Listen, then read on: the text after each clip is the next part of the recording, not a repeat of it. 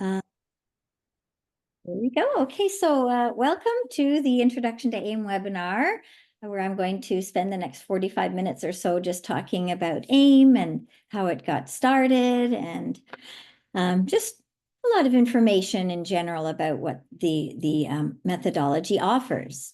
And as you know, I'm Wendy, and I created AIM in my classroom with students and continue to write aspects of the methodology as the author of the program and train teachers pretty often. So, so today, as I mentioned, I'm going to talk about how AIM, which stands for the Accelerative Integrated Methodology, really helps students to rapidly develop proficiency, both oral and written proficiency. But what I'd love to know is what grades and languages you are intending to teach or that you do teach, and where you are. So you could turn on your microphone, or if you'd rather, Jaden, you can just write it in the chat if you prefer, either way. It's sort of, I want to, meet the needs of the people who come to the sessions and show and focus primarily on what you're doing, whether it be French or Spanish or Mandarin and so on. So yeah, if you would like to share that.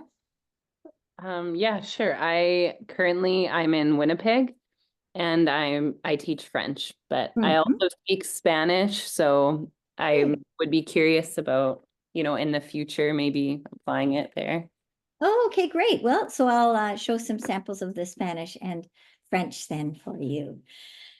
Okay, and just, is it high school level or elementary, junior high, or?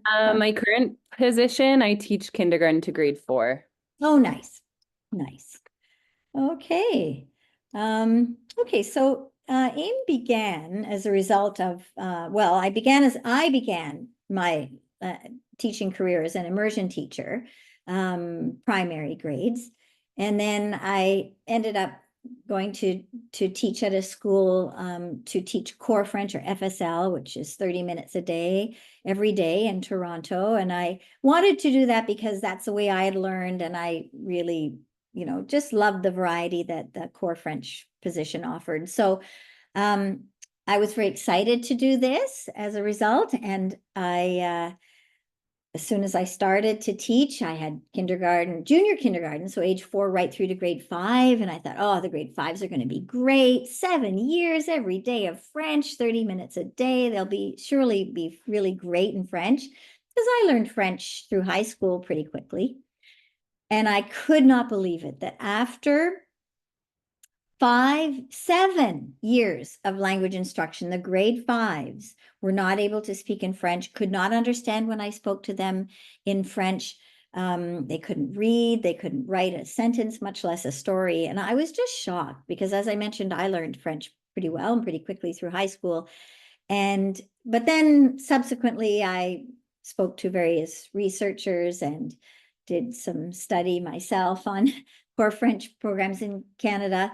And well, my professor said there is no proficiency really in core French. So unfortunately, it wasn't uncommon. But a lot of what happens, I find, is that French teachers learn a certain way, and those of us who do learn French well, we're probably of higher aptitude. And so we think that others can learn that same way that we learned, but really only about 4% of the population, it has been shown, to learn in sort of that traditional communicative or thematic or grammar-based approach. So that being said, I was faced with a class who had not learned really any French at all for 7 years. And so I decided, well, after a year of working with these children and they hadn't learned anything and I didn't know what to do, I was using a thematic approach I was told to use.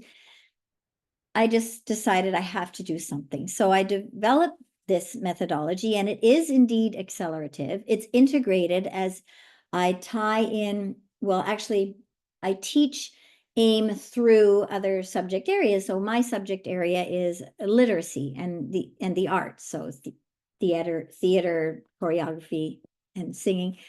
And then it is a methodology because it is a system. So various aspects of AIM, as I developed them, I could see the benefit. I could see that each aspect was working well. But I realized that once I implemented AIM in full, the power of all of them together was very significant. So I'm going to show you a video now of AIM classes around the world. You'll see some French, some Spanish, but also Mandarin and English. So here we go. Now, everyone will do the song.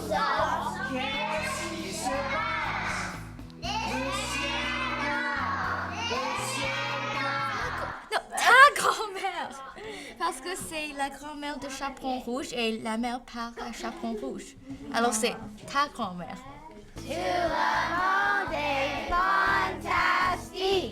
La clase toma. Yo tomo. Una persona importante o importante, importante. Importante, entonces yo no hablo con tú, okay. Contigo. Oh, sí. 我要找一个歌手，小鸡住在农场里，一天小鸡出上学，一个小国家在小鸡的桌上。怎么了？哎呀，天塌了，天塌了！怎么了？你去哪里？天塌了，天塌吗？我不在啦。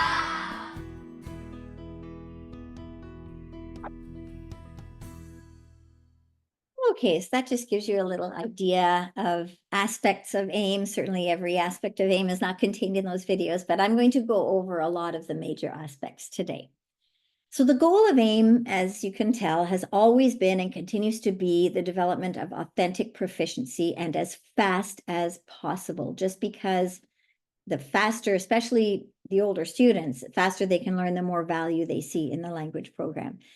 And I love it that the new guidelines out there, across Canadian provinces into the US, the ACTFL guidelines as well, all talk about the CFR's can-do statements and the importance of developing that authentic proficiency. So AIM is a comprehensible input-based approach. So a lot of what we do ensures that we are meeting the needs of students, helping them understand rapidly, because the faster they understand, the faster they can begin producing the language and actually acquiring the language. As I mentioned, AIM has a content and language integrated learning focus. So I focus on the teaching of teaching French through a literacy and arts-based approach. And as I mentioned, the primary goal is to develop authentic proficiency. AIM is not tied to any specific curriculum, but I do have links to various curricula around the world. It is multidisciplinary, as I mentioned. There's a lot of research on the brain and how we learn that supports what we do with AIM. And there is a lot of research that is also out there on AIM that I'm happy to share with you.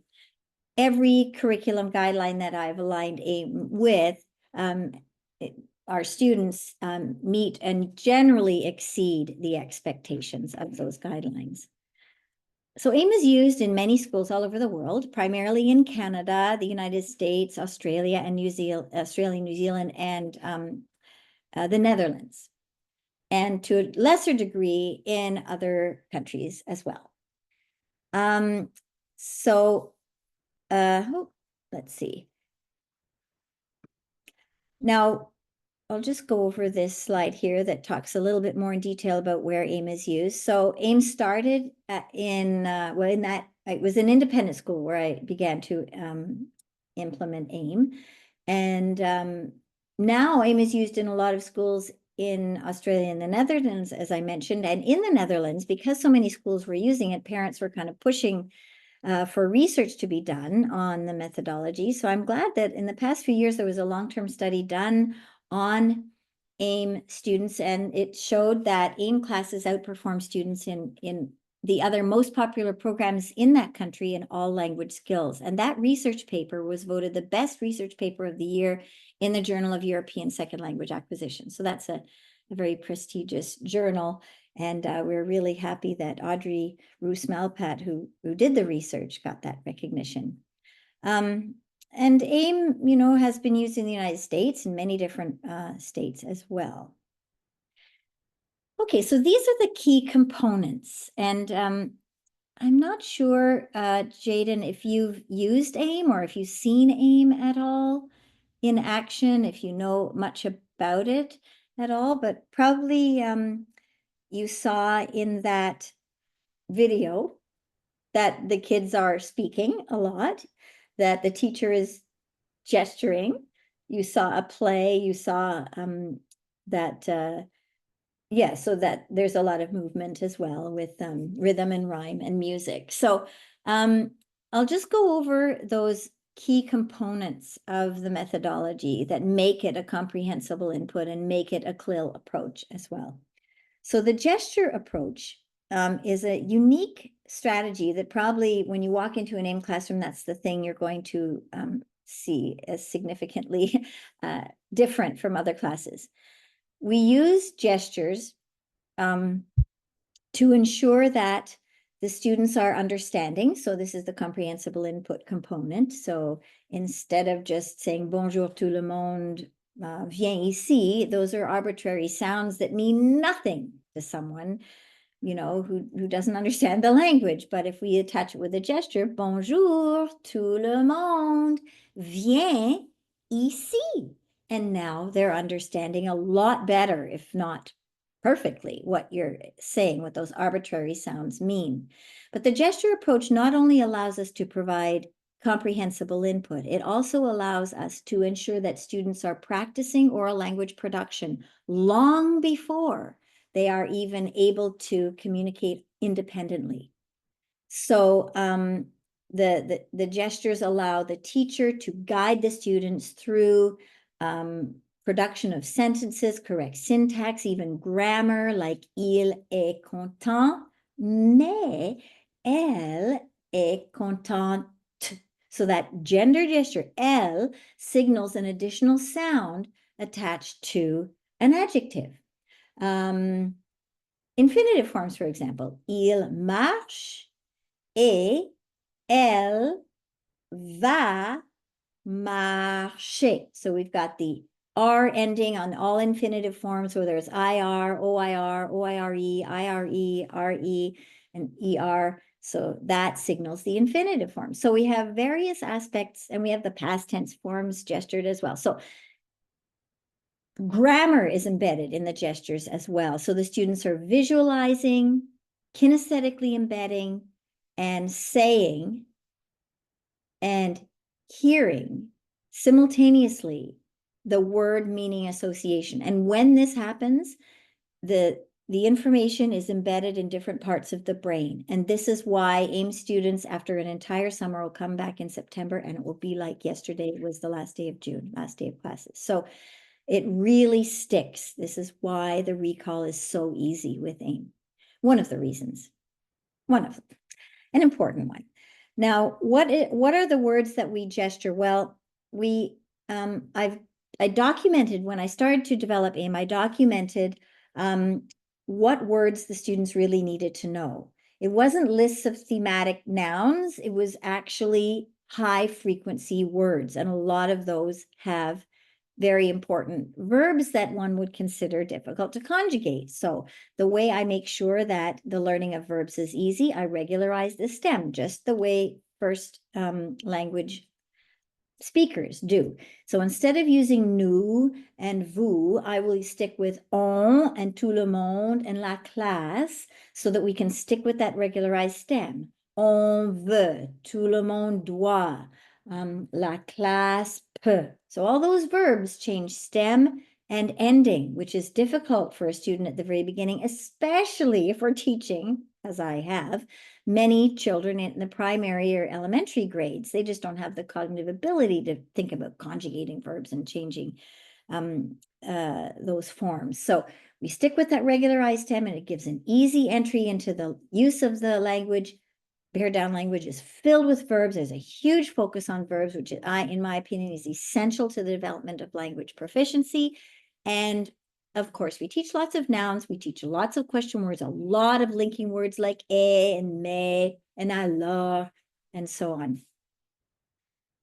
Now, how do we contextualize the words in the pared down language? Well, we do this, as I mentioned, through a literacy and arts-based approach. So we contextualize the words through stories, become theater pieces or plays. We do drama as well, once students become more proficient, music, and choreography as well. Now we take the story that the students come to know well because they repeat it, they learn it for performance, and there's that nice goal for them. But we take that story that they come to know really well, and we help students to learn to manipulate the language effectively and independently very early in their language acquisition process. And we can do this because they come to know the story so well. And then soon the students are going to, well, transfer, that's our goal, to spontaneous communication, both oral and written. And we want this to happen orally at first and right even on the very first day that they begin with the methodology. So the gesture approach, the students are seeing, hearing, saying, and sometimes kinesthetically embedding vocabulary. So this really, really helps students to acquire those words we're teaching them. Let's have a look at one teacher who is not using AIM here, but is using the target language only, which is great. So let's have a look at this video here. Aujourd'hui, je suis très excitée parce que la semaine prochaine, je vais visiter mon ami qui habite à Winnipeg. C'est vrai, je suis née à Winnipeg et toute ma famille habite à Winnipeg. J'ai 2 sœurs et j'ai ma maman et mon papa qui habitent là. Alors ma maman est tellement contente que je visite Winnipeg la semaine prochaine. So that's really great. She's speaking only in French. It's nice. She's sharing things about herself, which is really great. But we don't know if the students are understanding. They're listening, which is nice. And she is using target language only, but doesn't really tell us a lot about what the students are doing. They're not actively producing language. So this is an AIM classroom. Pardon? Winnipeg. Excellent. Alors, je vais continuer maintenant. Est-ce que tout le monde sait ou ne sait pas que je suis né à Winnipeg? Je sais. C'est vrai. Je suis né là-bas. Et j'ai aussi des... So we can see that the teacher is guiding the students through the language production. The students are engaged, they're focused, they're actively participating, learning, practicing, repeating. That's another aspect of AIM. Extensive, pleasant repetition that's meaningful and authentic. And it allows the teacher to correct in process. When they didn't pronounce J correctly, she just simply repeated it, not singling anyone out. The weak students, the strong students, the shy students are all getting equal practice. It creates the possibilities for a wonderfully homogeneous class. Let's have a look at a Spanish video. What is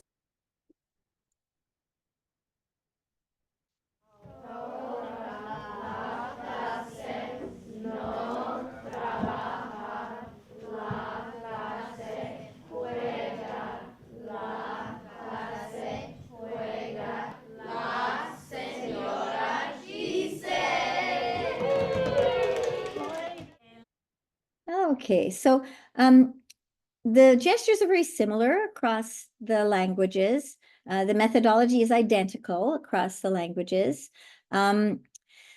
So just to reiterate, that pared down language, it simplifies language for rapid comprehension. It allows for the pleasant repetition, which is essential as well for acquisition. We use a lot, the focus is on high frequency words. What are the words that students starting to learn a language really need to know? And the regularization of the stem in French of the verb in French helps the students to have an easy entry into the language. Of course, we use cognates where possible. And as I mentioned, it's very, very verb-centered. We want to make sure students learn a lot of verbs, unlike a thematic approach that really focuses a lot on nouns. Not to say we don't teach nouns, we do teach a lot, but only the really high frequency ones as we begin. So what AIM does is flips the typical linguistic power structure. The teacher is constantly adjusting his or her words to reflect the student's knowledge. So we're not, although we can have this much vocabulary as teachers, or maybe not. Some teachers don't have a lot of vocabulary, and AIM helps them to learn French actually, or Spanish, or whatever they're teaching. But let's say we have a lot of vocabulary. Well, the teacher cannot use all this vocabulary. The use of the gestures limits the teacher and the students to share that same vocabulary as new words are taught. The teacher only uses the words that the teacher, for which the teacher has introduced the gesture, because the teacher gestures all the words that he or she is communicating to the students, because the students are doing the talking. So it really respects where the students are at any given time in the language acquisition process. So as I mentioned, we use a literacy and arts-based approach. This is based around David Booth's notion of going in, out, and around a story. David Booth was an outstanding researcher and inspirational speaker to teachers who work with students in English first language classrooms, primarily, to teach literacy. But his ideas, I find, work so well in a French context, where we have limited time to teach a language, and we want students to feel engaged and supported. And by working on one story over a long period of time, that's what this does, and that's what he promoted. Not for a good literacy approach, he believed that it was not a good idea to do as many stories as possible, but rather to delve deeply into one story over a long period of time. And this is the best way to develop literacy skills, he believed. It's just works so well in a foreign language or second language environment. So tied into the plays themselves is also a lot of choreography, singing, music, movement as well, to rhythm and rhyme. I love this quote from David Booth, who says, "Children new to a language find in a story context for understanding. It's not word lists that command their attention, but the lives of characters that fill the tales they read or listen to. And how painful it must be for those children alien to a language to sit day after day without feeling connected to what is happening in the classroom. And yet through storying, how quickly they enter the activity, making sense of what is happening, building their own versions, listening, telling, retelling, talking about, reflecting upon, responding." So the students are really becoming connected to the language. Let's have a look at a Spanish play. Esta es la historia de Marco, el mago. Marco es el mejor mago del mundo y él sabe que es el mejor. Soy Marco, el mejor mago del mundo. Todo el mundo piensa que mi magia es muy buena, pero yo no hago mi magia para todos. Oh, no, solamente hago mi magia para las personas importantes. Yo no sé dónde está el collar de la princesa. Yo lo busco y lo busco, pero no puedo encontrarlo. ¿Puede usted ayudarme? So, the stories are full-length theater pieces. They're not just little sort of stilted dialogues. They take 10 to 15 minutes to perform. And for the younger ones, they're a bit shorter, and there's a lot more repetition in all of the Step 1 kits. But the students, it takes them a while to learn the story, and it is a real theater piece. It's a piece of literacy for them to really become engaged with. It's filled with emotional language, so that helps students learn as well. Research has shown that if we can incorporate an emotional component into our teaching, we can accelerate the acquisition of whatever we're teaching by up to 500 times. And so our gestures have emotion, like it's not fantastique, it's fantastique. And And as you can see, the lines were spoken with emotional content as well. Here's another play in French. Le guépard arrive à la maison du lion. Il parle avec lui. Monsieur Lion, qu'est-ce qu'on fait? Il ne pleut pas depuis longtemps. Tout le monde a très soif. C'est un gros problème. Est-ce que tu peux nous aider? D'accord, guépard. Tu dois aller à l'arbre Ungali, un arbre magique qui est loin d'ici dans la forêt. Tu dois dire le nom de l'arbre et après ça, l'arbre peut aider les animaux. Dis à l'arbre que tout le monde a soif parce qu'il n'y a pas d'eau. N'oublie pas, c'est l'arbre Ungali. Oh, merci, Monsieur Lion. Merci. Je cours à l'arbre maintenant. Au revoir. So again, we see a lot of emotional language and interaction that happens in the story. And in the earlier primary and elementary kits, there is a lot of repetition, even though it is a full-length story. We have lots of songs and raps. This one's for high school.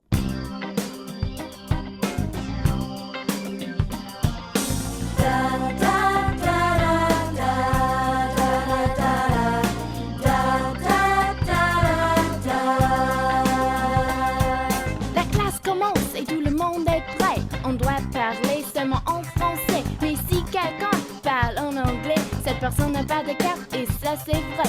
Ça c'est dommage, mais on espère aussi que tout le monde décide d'aider ses amis. En français, on parle tellement bien. Notre rap est terminé, oui c'est la fin.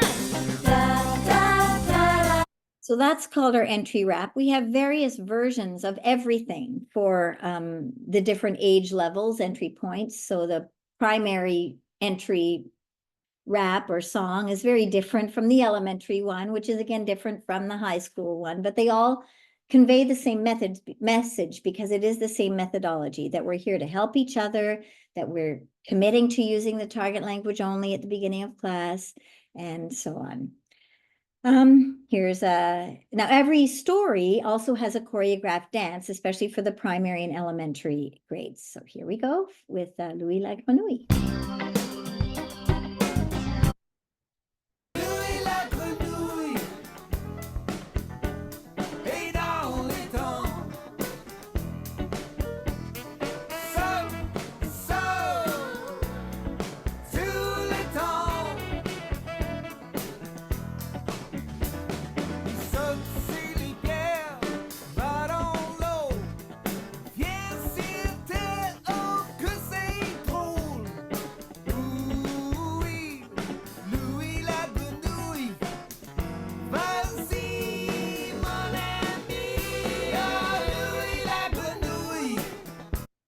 Okay, so that's just an example of a couple of the songs and raps that we have. We have dozens and dozens and dozens of those because I really believe that they break up the intensity of the methodology. They allow us to repeat the vocabulary that we want the students to acquire in different contexts, because word concept can only develop if a word is placed in various different contexts.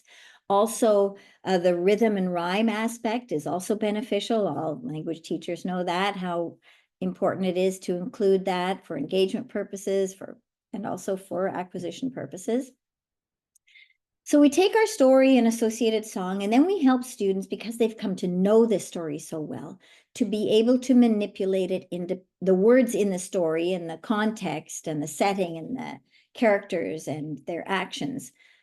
We help students to learn to manipulate the words in the story independently. And because they come to know it so well, it is actually very easy for them. I often give the example of if I was in a Mandarin class and I'm just starting to learn Mandarin, and the teacher said, "What do you like to do on the weekend?" Well, I might understand the question, but to come up with the vocabulary to answer that question might be very difficult. But when we ask the students who are working on, for example, Les Trois Petits Cochons, a story they come to know very well, a step one story, and we ask, "Qu'est-ce que le premier petit cochon aime faire dans la maison de paille?" Well, they can answer it right away. Le premier petit cochon aime jouer de la guitare dans la maison de paille, because they know the story well. And eventually we're going to do what we call riffing out into helping students learn how helping students to talk about other subjects other than just the characters in the story, perhaps themselves. Est-ce que tu aimes jouer de la guitare? Ou est-ce que tu aimes jouer de la guitare ou du piano? And so on. So we can help students extend out from the questions based on the story, but it really is an excellent way to scaffold language development by taking something that's known so well. And by the end of the step one kit, we want to be writing stories with the students, story retellings. So our main goal is to ensure that we are helping students to transfer to spontaneous speech and creative writing in the target language only as early as possible. A lot of educators have used AIM, whether they be language consultants or teachers or university professors like Gary Karkin, who used AIM for teaching English to adults. If I had to choose, one thing that distinguishes AIM classrooms from more typical core French classrooms, it's the level of emotional investment that kids have in the process and the fun that they're having. And again, that's fuel that drives the learning process. So they're very keen and they can apply. I guess the most remarkable point is that they can apply everything or a lot of what they've learned in a context, in everyday life context. And what we didn't anticipate would happen was that students in grade 4 with a sibling that it was in grade 7 were going home at night and actually speaking French in sentences at the dinner table. And the feedback was very impressive from the parents that all of a sudden their kids were having conversations that they couldn't follow in French at the dinner table. And so it's really lovely to see that students are making the language part of who they are, taking it out, making it useful and authentic and meaningful to them.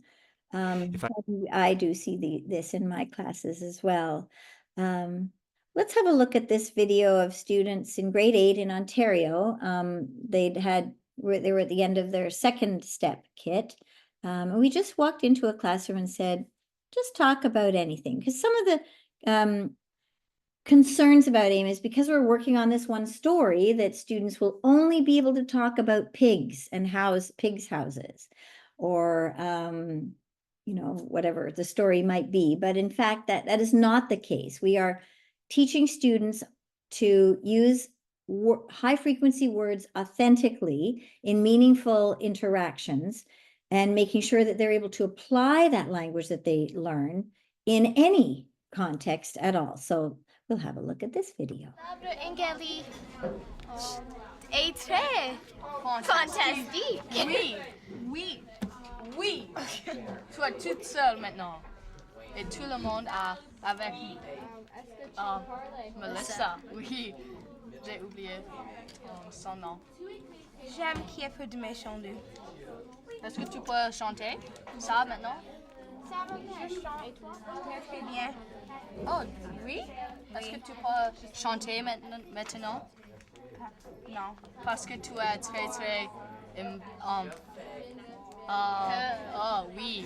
Il y a 5 personnes dans ma famille, mais je pense que mon frère est un animal.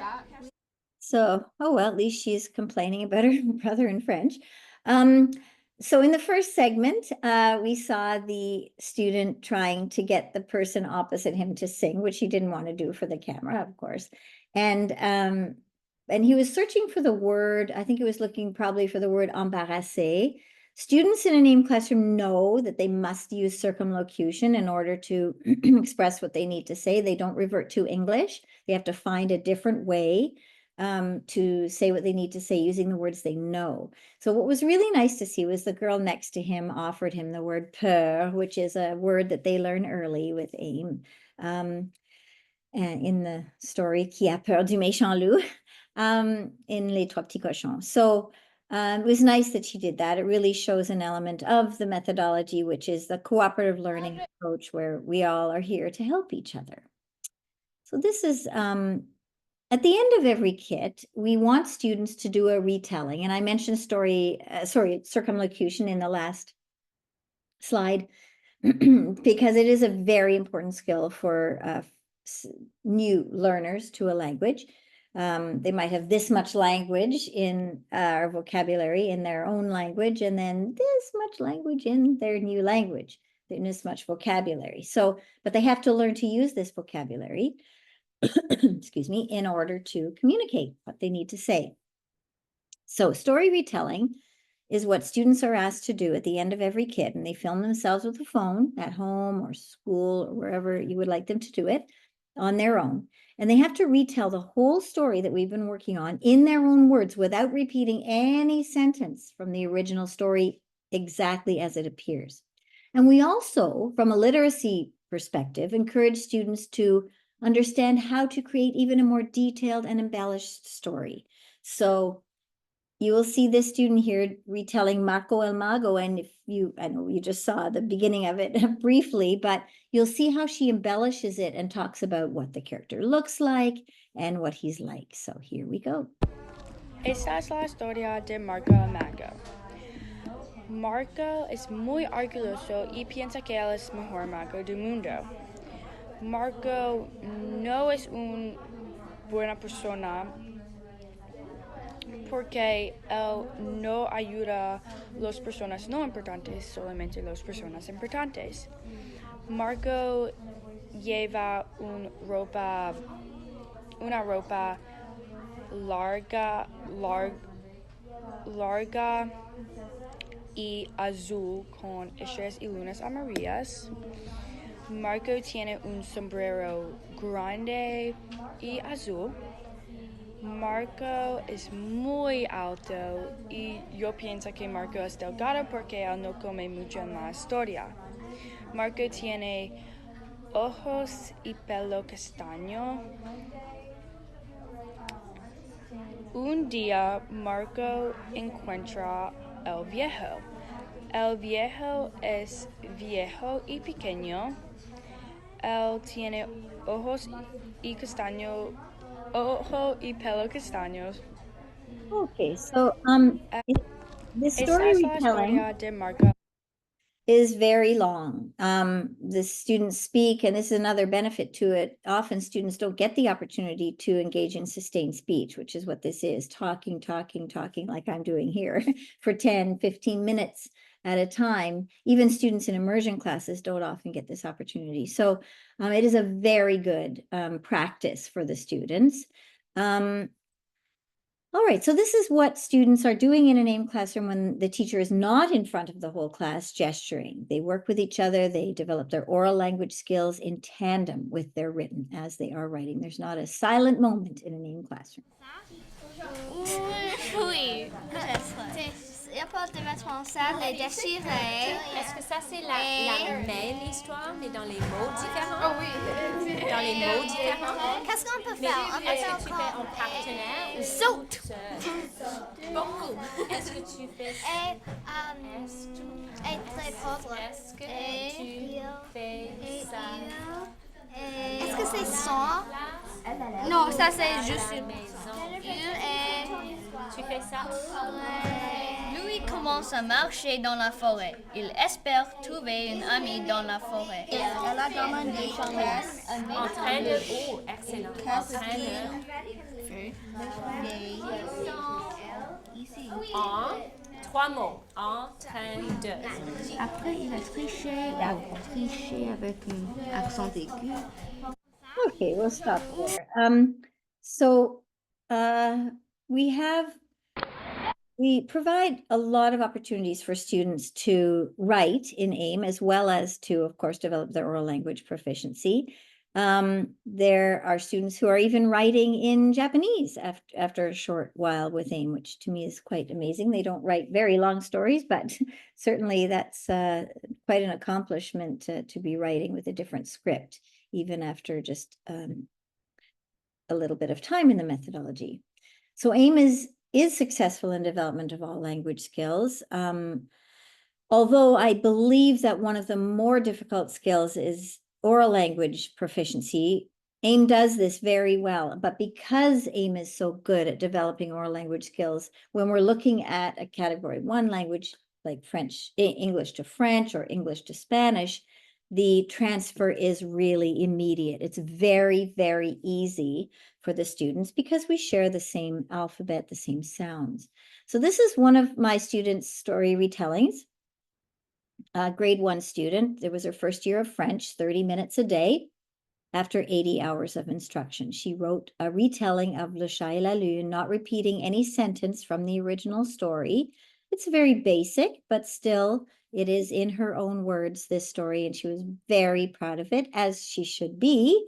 Of course, a grade 1 student who does not write in English will not be writing anything in French, but as they start to develop written skills in their own language, they will transfer those skills because they're developing the oral skills in French.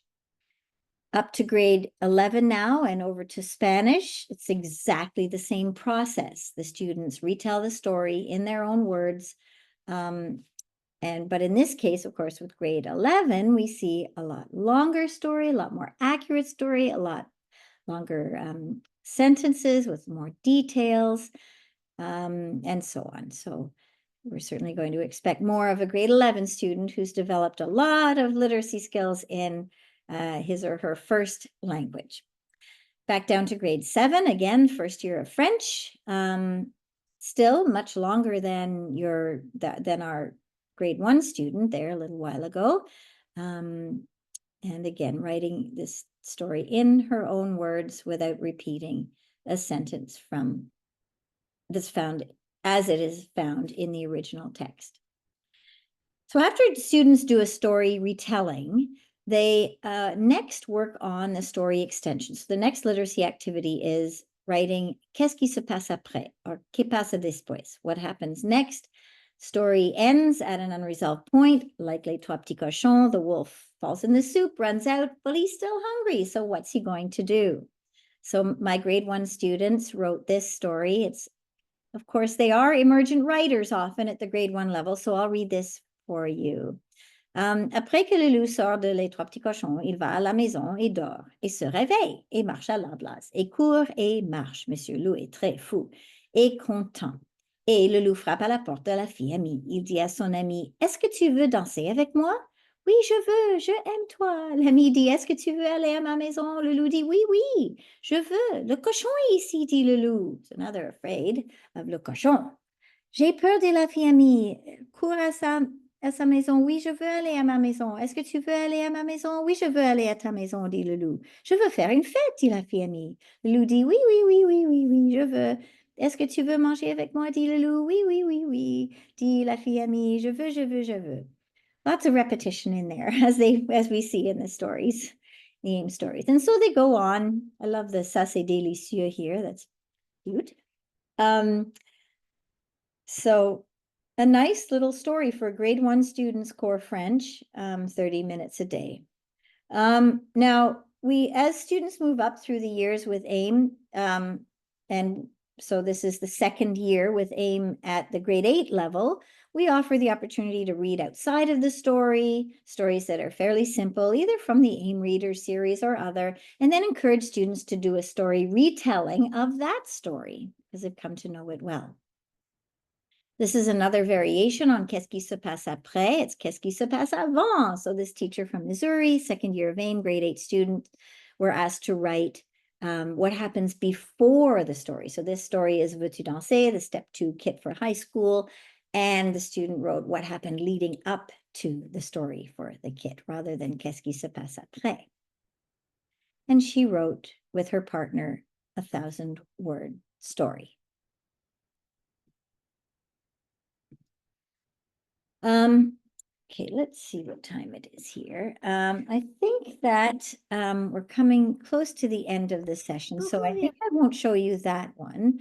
Perhaps I'll show you just a quick video of how students work as they move forward with their proficiency on doing some developing an awareness of grammar. Riche, les le numéro.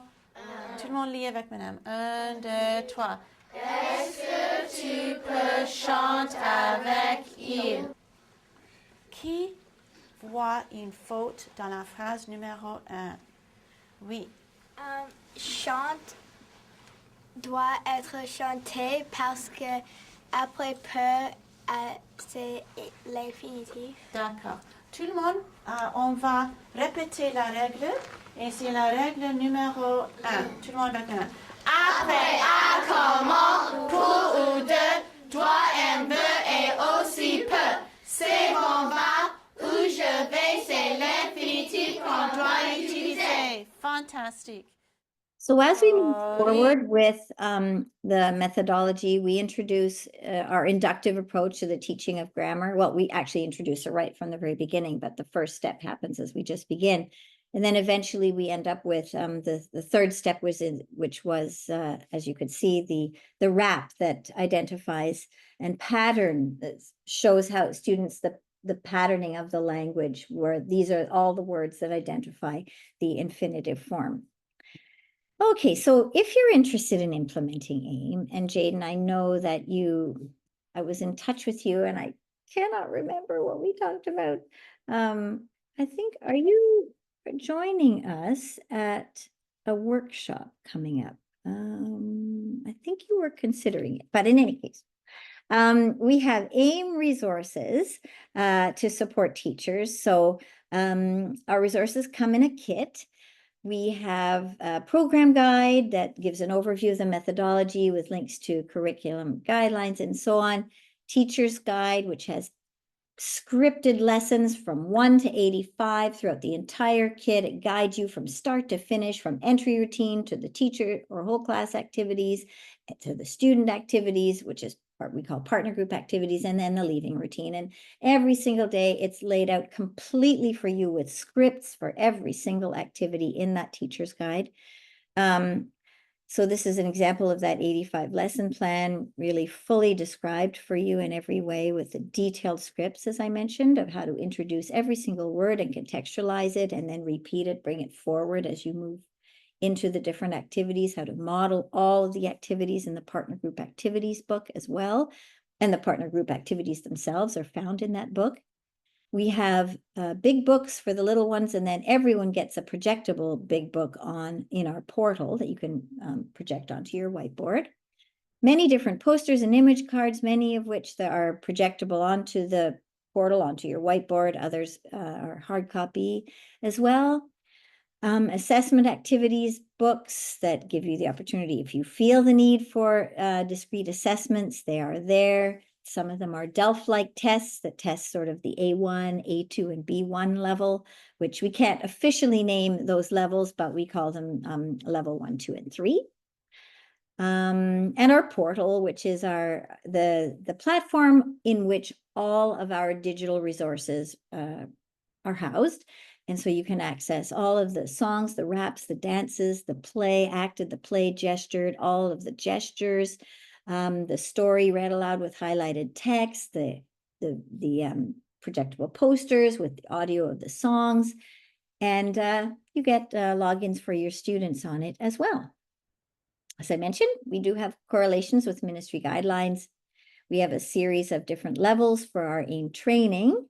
And everyone sort of starts with level 1, gets with the foundational information about the methodology, gets you started in your step 1 kit. If you are interested, you can download free lessons. We have them for French and for Spanish. I mean, just go to our website, aimlanguagelearning.com, and right on the front homepage, you can just click get free lessons now and download those if you want to have a look. You will see a video of a very first authentic AIM class, students who've never had French or Spanish and who've never had AIM, authentic first language class. And then a couple of lessons that you can implement with your students and give AIM a little try. So our trainings coming up, we have very soon, our Live Online Winter Institute. We have our online gesture practice. So I take you through 10 lessons as if you are my students in my class for 50 minutes or so. And I just show you how to implement AIM over the course of an entire kit. That's a different session, and it sort of is an adjunct or addition to our basic level 1 training or level 2 training. You have to have had that in order to attend the gesture practice. Winnipeg, oh, I didn't change the dates. It's moved now. Oh, no, I did change the dates. There we go, to October 3rd and 4th. So that is in Winnipeg. So I think that is it for today. Do you have any questions at all, Jaden? Be happy to answer any questions you might have. You can put them in the chat or. Did you recently have a training in Winnipeg last weekend? Or We did it- were going to, Okay. but a couple of consultants spoke to me and said, you know, we haven't had the ability to reach out to our teachers and really promote it as we should. And they really wanted to do that. So I said, we'll move it over to October. It's probably a little easier for people to get around as well, not so cold over there. And it's the start of the year, so probably a better timing anyway. So yeah, it's now October 3rd and 4th. It did not happen this year. Okay. Good. I was wondering if I had missed it. Yeah, you haven't. So And then do you speak Mandarin and these other languages as well, or how did you expand? I've only written the French, Spanish, and English kits. I have there is a representative in Australia who has trained teachers of Mandarin and Japanese who understood her trainings that she delivered in French enough to then apply their understanding of the methodology to teach Mandarin and Japanese. Now she speaks a little Mandarin and Japanese, so she worked with them, and in coordination with Jen in Australia, the Mandarin and Japanese kits were created. So no, I did not. I don't speak Mandarin or Japanese. Very cool. Mhm. And then I guess if I were to choose one, the Live Winter Institute or is the in-person workshop kind of the same content as the It is. online? It's exactly the same content. So you will get the same content. Of course, live in person is a different sort of experience. You're meeting with other people from across Canada, usually. Sometimes, well, we've had people from the United States come to the last one in Vancouver, and even from France. I came over from France. But so it's an opportunity to connect much better with other people who are like-minded teachers and want to learn about AIM. And there's more interaction together in partners than we can offer often online, but you get exactly the same information and same training from the perspective of what the facilitator offers and explains about AIM. And the practice you get with AIM is the same with the facilitator, online or in person. Now, we are starting to offer on-demand recordings of the different level workshops, because some teachers are saying to us, we just can't attend. It's not good timing. Don't want to come on the weekend or whatever. It doesn't work, but I really want to learn. So we're starting to put those up on our website coming up fairly soon. And then those trainings will be followed up with a 1-hour question and answer session with me online, a few weeks after you get those recordings. So you actually do have an opportunity to interact and get some questions answered, because if it's just recordings, you don't have that opportunity. So the recordings in association with a question and answer session follow-up is another way that we're offering our trainings. Awesome. And do you generally have one in-person workshop a year, just somewhere? Yeah. So from now on, now that we're going to offer the recordings, we will be having just one virtual institute, and that will be this in the summer, because it seems that most teachers prefer coming and just are more relaxed and find it easier to come from wherever they are in the world to a couple of days at our summer institute, and we have them during the week. After that, I will be coming to different parts of Canada to give workshops here and there. So I'm coming to Winnipeg in October for sure. And then we'll probably do a Vancouver workshop sometime in the fall, and also probably in Ontario sometime later next fall. Okay. Yeah, and those will be in person, of course. I guess my last question. So I'm at a private school and we don't have any funding through the division. Mhm. So I was just wondering if you're aware of any funding that I could apply for, grants or something to attend something. You know, I'm gonna just, one moment, I'm just going to. Sorry.